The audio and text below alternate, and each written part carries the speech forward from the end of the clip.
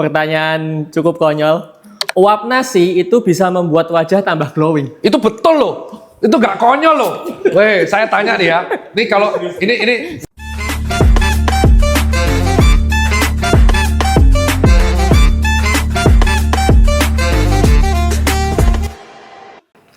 Pak, baru makan ya Pak? enggak mas.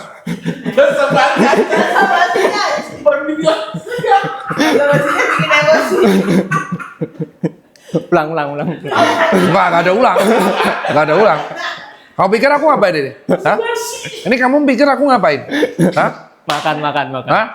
Kamu dengan jelas lihat aku makan, Pak, baru makan, Pak. Enggak, baru muntah, Mas. Muntahku isi susi. Susi mas, 100.000 mas. Ini aku tuh makan sehari bisa 6 kali.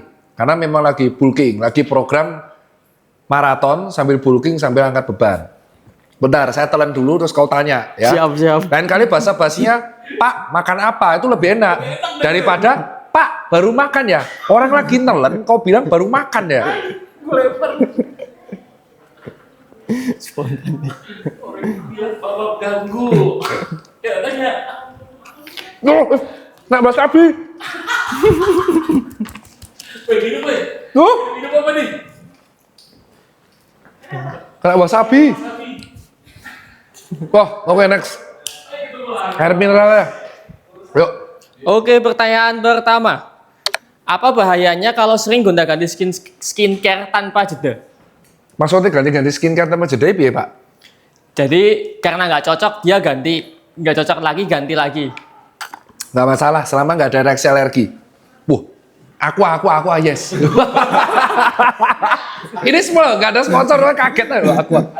Jawabannya tuh sering ditanyain ya, kamu tuh yang bermasalah tuh ketika ada reaksi alergi. Reaksi alergi itu bermasalah kulitnya. Jadi contoh ketika kamu pakai skincare A, tiba-tiba skin rash, beruntusan, jadi tutul kecil gitu. Nah itu kamu harus bawa ke nakes, ke dermatologis atau dokter lah. Intinya di klinik kulit, dermatologi atau dokter estetik terserah lah. Nah dan skincare yang pokoknya nggak boleh gonta-ganti itu adalah ketika sudah menimbulkan reaksi, gitu loh. Kan mereknya A, B, C, D, tapi kalau kandungannya sama ya nggak masalah. Cuman memang kalau kamu memaparkan zat terlalu berlebihan di kulit secara ekstrim, yaitu kulit akan mendefend mekanisme lewat skin barrier yang terganggu. Itulah alasan para dokter-dokter sejawatku yang estetik dan dermatologi selalu mengedukasi apapun tanyain ke mereka, gitu loh. Jangan kamu mengobati diri sendiri. Ya, kalau kamu mengobati diri sendiri secara serampangan, apalagi menggunakan obat-obatan yang legal, itu bahaya buat kulitmu. Itu caranya. Bentar, saya telan lagi. Itu alasan teman-teman mantengin aja edukasinya dermatologi sama dokter estetik. Kan ada 2 tuh.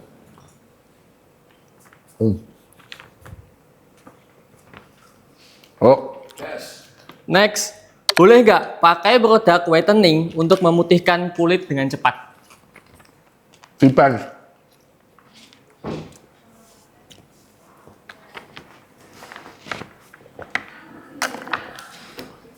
Nah kalau kamu pakai Bioquin nggak boleh mas. Terus kamu pakainya hidroquinone di atas yang standar, ya nggak boleh juga mas. Kamu pakai vitamin C berlebihan juga nggak boleh mas. Segala sesuatu tuh harus sesuai dosisnya. Kamu boleh-boleh aja pakai agen mencerahkan ya, aku bilang. Aku nggak mau pakai whitening karena putihnya seseorang tuh genetik. Ya genetik, tapi aku bilang mencerahkan. Kamu pakai agen pencerah, itu ya kamu harus konsultasi dengan dokter. Entah itu dokter estetik atau dokter dermatologis. Ya, kita bilangnya agen pencerah aja ya. Ingat, karena warna kulit putih gelap itu adalah genetik. Jadi kalau kulit kita kayak Tirta nih, kena matahari coklat, ya aku genetiknya akan kembali ke putih lagi. Daniel kulitnya sawo matang, dia mau pakai Bioquin, mau pakai hidroquinone, ya dia akan kembali lagi. Jadi pada dasarnya Bioquin malah melepuh kita. Jadi kalau buat teman-teman sekalian, jadi agen pencerah pada kulit itu boleh dipakai asal sesuai dengan dosis dan anjuran berlaku yang diresepkan oleh dokter. Entah itu dokter estetik atau dermatologis. Gitu loh. Dan reaksi ke kulit manusia itu beda-beda. Ada yang hipersensitivitas, ada yang normal-normal saja. Yang salah jadi kita itu adalah kita itu keburu-buru menggunakan dosis yang berlebih untuk mendapatkan hasil maksimal tanpa konsultasi dengan sejawat kita di dunia kesehatan. Yang berakibat akhirnya menjadi fatal, datang-datang ke nakes dalam kondisi sudah beruntusan. Itu sebenarnya jawabannya. Bentar. Siap. Oh, tuh. Ngomong apa sih, Pak? Susi teh nih. Gak kedengeran ngomongnya. Susi teh. Ya. 100.000. Siap. Brand masuk lagi.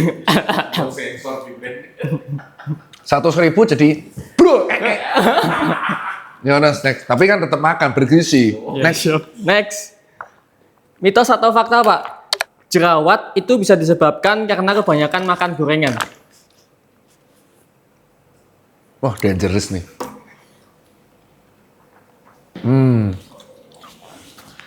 Ini aku phone call dulu ya kawan-kawan. Ini aku phone call. Ceritanya phone Tanya call. temen. Tanya teman kalau ini. Ini tanya sejawatku nih. Ini dari nom klinik ya. Ini nom klinik.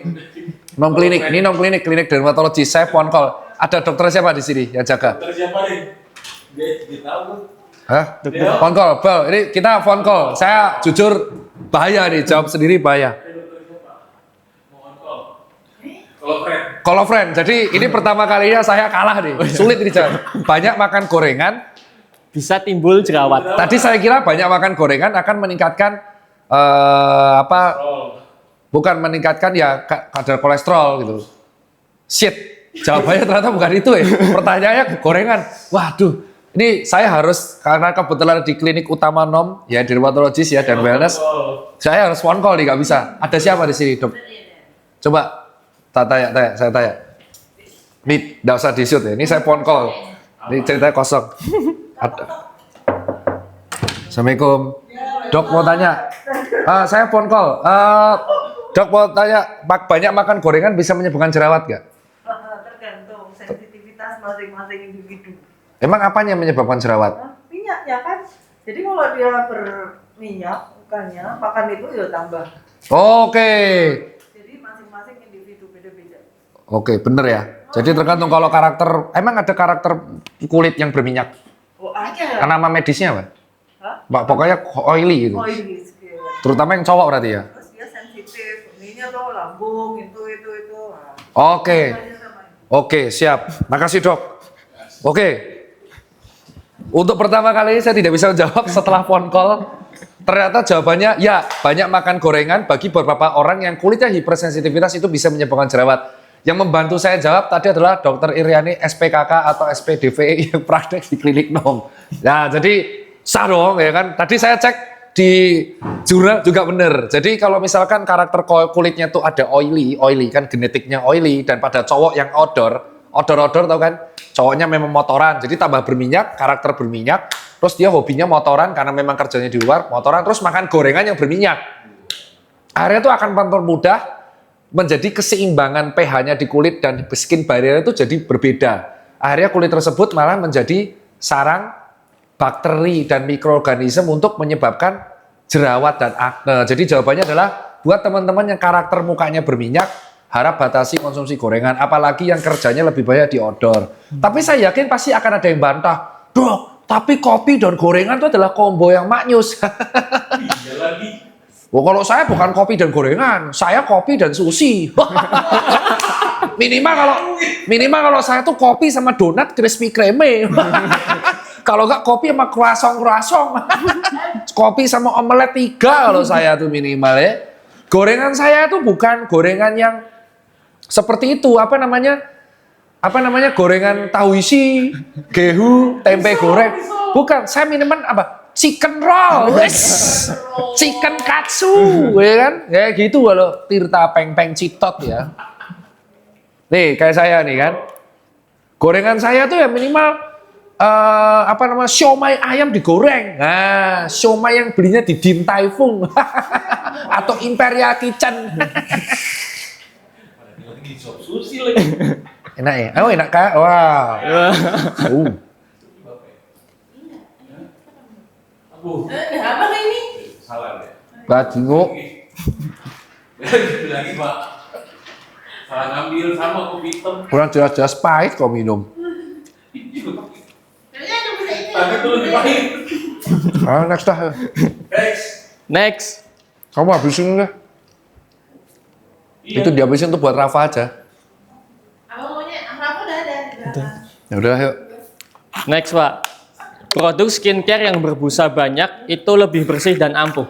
Aduh, wah ini susah pertanyaannya. Ini tanya lagi dokter nih, skincare yang berbusa banyak lebih? Bersih dan lebih ampuh. Saya phone call lagi ke dermatologis. Suaranya aja ya guys. Mau dimasukin? Assalamualaikum dok. Phone call lagi, skincare yang berbusa itu apa? Lebih bersih dan lebih ampuh. Kalau kita menggunakan skincare yang berbusa itu lebih ampuh dan bersih. Belum tentu. Busa itu dari mananya dok? Busa. Mm-mm. Ya, ini kan ada sabun Heeh. cair, Heeh. itu kan ada mengandung sodium lauryl sulfat. Oh SLS. Heeh. Kan dia malah justru nggak bagus sebenarnya untuk kulit-kulit yang Hipersensitivitas. Jadi ada LSL yang nggak busa. Oh. Non SLS. Jadi Itu lebih bagus. Jadi Malahan. depends lagi ya di sensitivitas. Berarti bukan berarti banyak busa itu bersih. Iya. Oke, makasih dok. Nanti jadi Kering, cracking. Ah ya, itu. Sudah kejawab lagi sama dokter Iriani SPDVE. Ini umur beliau di atas 10 tahun di atas saya. Anda kalau mau ketemu beliau langsung ke nom klinik ya. Ya itu tujuan kita berkolaborasi. Enaknya kalau di nom klinik gini, saya nggak tahu tanya. SPOT tinggal ke belakang, Happy Land, phone call. Karena pertanyaannya tambah sulit Pak. Jadi jawabannya adalah setelah phone call dengan dokter Iriani SPDVE, jawaban beliau adalah banyaknya sabun tidak mencerminkan bahwa dia efektif atau tidak. Ini kan biasa terjadi di cowok. Kalau sabunnya nggak mumpluk itu nggak marem, nggak. Sabun itu sangat terkoneksi dengan SLS. Nah ada beberapa manusia yang kulitnya itu hipersensitif dengan SLS. Banyak sabun malah mengakibatkan kulitnya kering. Contohnya kulit saya. Yang ngerawat saya itu dulu adalah dokter Iriani sama dokter Nabila. Beliau adalah dermatologis. Jadi karena saya suka pakai facial wash yang mumpluk, termakan mitos, seorang dokter aja termakan mitos, kulit saya tuh kering banget sampai bersisik. Jadi pada dasarnya kawan-kawan, kenali dulu karakter kulitmu. Kalau kamu karakter kulitnya facial wash pun banyak ya. Ada yang kayak pasta, ada yang cair, ada yang sangat padat, ada yang sabun malahan, yang kayak bromen itu. Jadi kalau buat kawan-kawan ya kenali kulitmu. Kalau kulitmu hipersensitif dengan yang berbusa ya jangan pakai berbusa. Ciri khasnya kalau pakai busa tuh kering banget terus sama perih, pecah-pecah. Nah itu jangan. Kamu harus memakai skincare yang malah non SLS atau yang memang ada pelembabnya. Nah, intinya konsultasikan dengan dermatologis dan dokter estetik. Ribet pasti ngomongnya. Ah, ribet, cowok ngerawat kulit lembek. Enggak. Ingat, Burik itu genetik. Burik itu genetik. ya. Kita nggak bisa ngubah genetik kita mau good looking atau wajah kita jelek atau tidak. Tetapi wajah yang bersih dan tidak kemprok itu wajib. Ya, wajahmu jangan klinyit. Apa tuh? Berminyak banget loh, cok. Bajila. Itu kalau kamu mau cium pasanganmu kan, gila nih loh, klinyit. Klinik. Next, cek makan sushi dulu. Oh, go. Oke, next. Kalau minum kopi dengan stevia, apakah sama atau membatalkan intermittent fasting? Itu beratnya. Stevia kan nggak ada kalorinya. Ya berarti nggak batal lah. Kan intermittent fasting kan yang makan non air putih, yang kalorinya banyak. Kalau stevia-nya ada fruktos ya batal. Tapi kan stevia nyaris mendekati 0 kalorinya. Karena batal. Menurutku itu nggak batal. Tapi kalau menurut nutrisionis kan nggak tahu. Karena kan intermittent fasting ini kan tidak ada aturan tertulis yang harusnya gimana-gimana. Kalau menurutku pribadi ya stevia kan nggak ada kalorinya. Jadi ya nggak batal. Langsung kejawab. Next. Habis olahraga keringetan, terus mandi kok bisa demam sampai mual muntah ya dok? Hah? Habis olahraga keringetan mandi Demam sampai mual muntah. demam itu dikarenakan kamu infeksi mas, bukan karena mandi. Demam itu adalah reaksi tubuh, bisa banyak hal. Pertama, karena kamu kena heat stroke. Jadi demam itu bisa terjadi karena kamu lari di wilayah yang panas. Jadi tubuhmu ikutan panas, jadinya demam. Itu terjadi di mana? Contohnya saya pernah lari di pantai, di CTC pada waktu itu di gumuk pasir, suhu badan saya tiba-tiba meroket ke 38 derajat. Heat stroke. Itu kalau nggak dikompres, kena hipertensi langsung.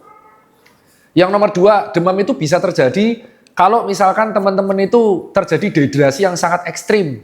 Itu bisa. Jadi malah suhunya meningkat, meroket, itu bisa. Yang ketiga, Karena infeksi virus dan bakteri. Nah, kalau teman-teman mandi habis keringetan, itu tidak menyelesaikan penurunan suhu inti tubuh. Jadi gini, keringetan itu adalah mekanisme tubuh untuk menurunkan suhu inti kita. Tubuh kita tuh kayak mesin, yang kalau dipacu terus dia akan panas. Nah, kalau mesin punya radiator, tubuh kita tuh radiatornya berupa keringat. Kalau kalau kita lagi kepanasan, keringat kita tuh akan banyak. Nah, otomatis supaya stabil, keringatnya tambah banyak, heart rate akan naik, kita butuh cairan yang banyak. Maka lebih cepat haus. Beda cerita kalau Anda lari di tempat dingin, itu resistensi cairannya. Jadi cairannya dikeluarkan lewat urin, ya. Dinginnya dikeluarkan lewat urin sehingga panas tubuhnya akan stabil.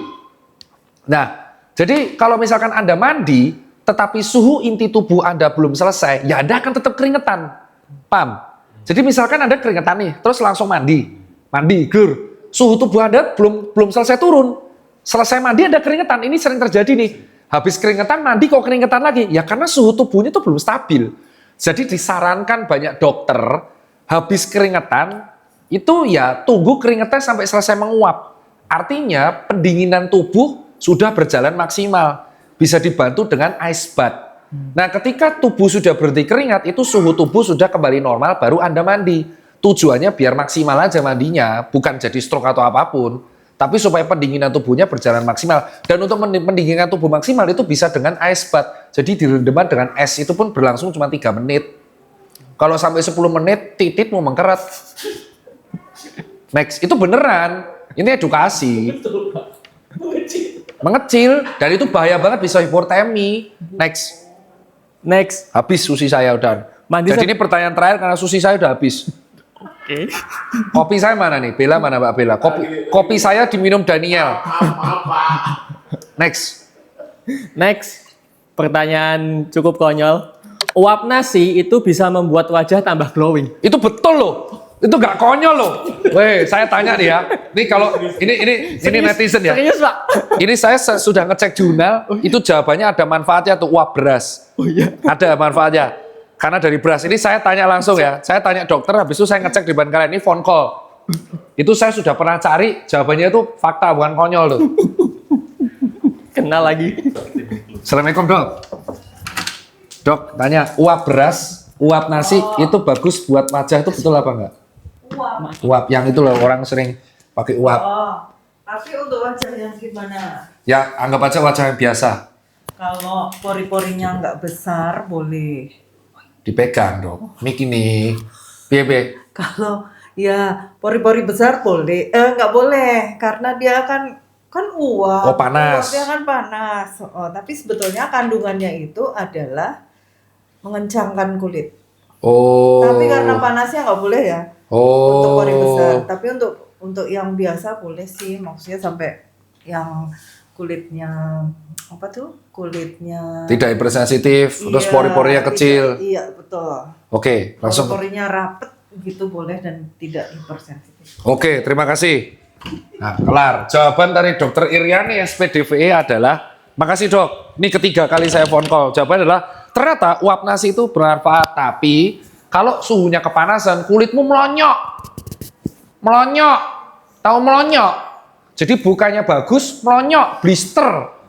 Nah, sekarang tadi beliau mengatakan, tetapi kalau pori-porinya bagus dan skin barrier sudah proper, itu justru bagus untuk kulit. Kita langsung cek di jurnal. Ini metode kedua. Tadi kan phone call, ketiga searching kita beneran. Ini kalau sampai terbukti, Rafa push up depanku ya.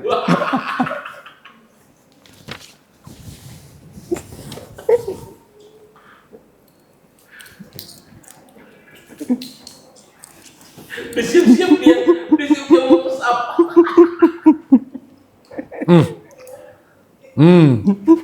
Lan. Mbak Pil. Tolong. Mampus, wow, masuk Kompas pertanyaannya. Oh iya. Nah, ini yang jelasin sama ternyata. Jadi, jawabannya sama dari penelitian ilmiah. Nasi itu memang bermanfaat, tetapi belum banyak jurnal yang ada, masih adanya artikel medis yang mengatakan bahwa uap nasi mempercantik wajah, itu betul. Kalau mempercantik wajah, itu masih mitos. Tetapi kalau uapnya itu hangat, tidak panas, kalau panas itu melepuh, itu bisa bermanfaat untuk melebarkan pembuluh darah sehingga bisa mengurangi reaksi inflamasi.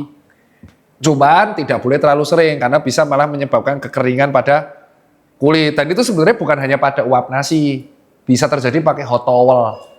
Contoh hot towel yang pada barber pakai air hangat, terus handuk hangatnya dikasih ke wajah, itu sama konsepnya.